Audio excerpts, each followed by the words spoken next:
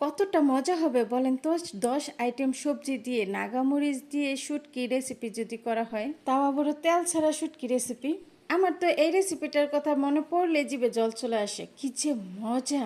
রেসিপিটার জন্য আমি যে যে সবজিগুলো নিয়েছি, প্রথমে নিয়েছি করলা, বড় বড় করলা নিয়ে নিয়েছি, তার সাথে নিয়ে নিয়েছি পটল, পাকা পাকা একটু বাতি বাতি পটল নিয়ে নিব, আলু, কাঁঠালের বিচি, তার সাথে ডাটাগুলো অবশ্যই আমি ছাদ বাগান থেকে নিয়ে আসছি।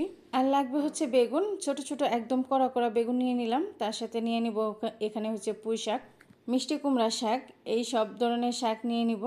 আর আমি এটার সাথে 4-5টা ভেন্ডিও দিয়ে দিব। এত এত সবজি মিলিয়ে সাথে টমেটো আছে, টমেটো দিয়ে এইরকম একটা রান্না করলে কেমন হয় বলেন তো। এই রেসিপিটা যে এত মজা, যারা না খাইছে তারা তো জানেই না এটা কত মজা। অবশ্যই আপনারা ট্রাই করবেন এই রেসিপিটা। এই তো সব ধরনের সবজি আমি কেটে বেছে ফেলেছি, সব কিছু কাটা দেখাইলাম না, আলু, কাঁঠালে বিচি, তারপরে ভিন্ডি, এগুলো কাটা আর দেখাইলাম না।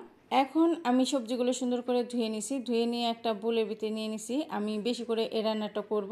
আর আমি 2 রকমের শুটকি নিয়ে নিলাম, একটা হচ্ছে ভিজা চাবা আর একটা হচ্ছে পুঁটি মাছের শুটকি। পুঁটি মাছের শুটকিটা আমি সুন্দর করে ভেজে নিলাম, আগে প্রথমে ভেজে নিয়ে সুন্দর করে ধুয়ে নিলাম। আর এই তো একটা বড় পাত্র বসিয়ে দিলাম চুলায়, পাত্র বসিয়ে দিয়ে প্রথমে পানি দিয়ে দিলাম, পানি দিয়ে দিলাম ছেঁচা রসুনটা একটু বেশি করে দিব, দিয়ে তারপর একটু নাড়াচাড়া দিয়ে তারপর এখানে দিয়ে দিলাম শুটকি, 2 রকমের শুটকি দিয়ে দিলাম, দিয়ে কিছুক্ষণ আর কি রান্না করে নিলাম। কিছুক্ষণ রান্না করার পর তারপর এখানে দিয়ে দিব স্বাদমতো লবণ, হলুদের গুঁড়া, মরিচের গুঁড়া। শুটকিটাকে সুন্দর করে ভালো করে রান্না করে নিতে হবে। যখন ভিজা শুটকিটা গলে যাবে তখন সুন্দর করে পুঁটি শুটকিটাও খুরসুনের সাহায্যে গলে দিতে হবে। আপনারা এতক্ষণে নিশ্চয়ই বুঝে গেছেন এই রান্নাটা একদম তেল ছাড়া হবে। তো শুটকিটা ভালো করে কষিয়ে নিয়ে তারপরে এখানে দিয়ে দিব সবজিগুলো, ওই যে আগে থেকে কেটে রাখা সবজিগুলো সুন্দর করে দিয়ে দিব, দিয়ে উপর দিয়ে সাজনাও দিয়ে দিব কিছুটা, সাজনা দিয়ে তারপরে মশলাটার সাথে সুন্দর করে উল্টিয়ে পাল্টিয়ে একদম মিশিয়ে নিতে হবে। ভালো করে মিশানো হয়ে গেলে ঢাকনা দিয়ে ঢেকে অপেক্ষা করতে হবে। তেল ছাড়া এই শুটকি রেসিপিটা এতটা মজা, আপনারা যদি ট্রাই করেন তাহলে আপনারা বুঝতে পারবেন। এইরকম ভাবে যদি রান্নাটা করেন,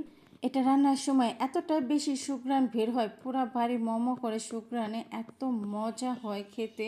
তো ঢাকনাটা উঠিয়ে ভালো করে একটু নাড়াচাড়া দিয়ে দিলাম, নাড়াচাড়া দিয়ে ভালো করে একটু মিশিয়ে নিলাম উল্টায় পাল্টায়। ভালো করে যখন উল্টায় পাল্টায় মিশানো হয়ে যাবে তখন লবণটা একটু চেক করে নেব, লবণটা দিয়ে দিব, লবণটা একটু কম হয়েছিল। আর দিয়ে দিব এখানে পেঁয়াজ কুচি। আপনারা খেয়াল করছেন কিনা জানি না, আমি কিন্তু পেঁয়াজ কুচি দিই নাই। তো পেঁয়াজ কুচিটা দিয়ে তারপরে কিছুক্ষণ ঢাকনা দিয়ে ঢেকে রেখে দেবো, ঢাকনা দিয়ে ঢেকে রেখে দিয়ে তারপরে দিয়ে দিব এখানে দুইটা নাগামরিচ কেচি দিয়ে কেটে সুন্দর করে ছোট ছোট করে দিয়ে দিব। আর এই পর্যায়ে নাগামরিচটা দিলে কি হয়, সুন্দর একদম ঘ্রাণ বের হয়। আর হচ্ছে নাগামরিচের ঘ্রাণটা সবজিগুলোর ভিতরে ঢুকে যায়, কষানোর সময় দিলে বিশেষ করে সাজনার ভিতরে ঢুকে যায়।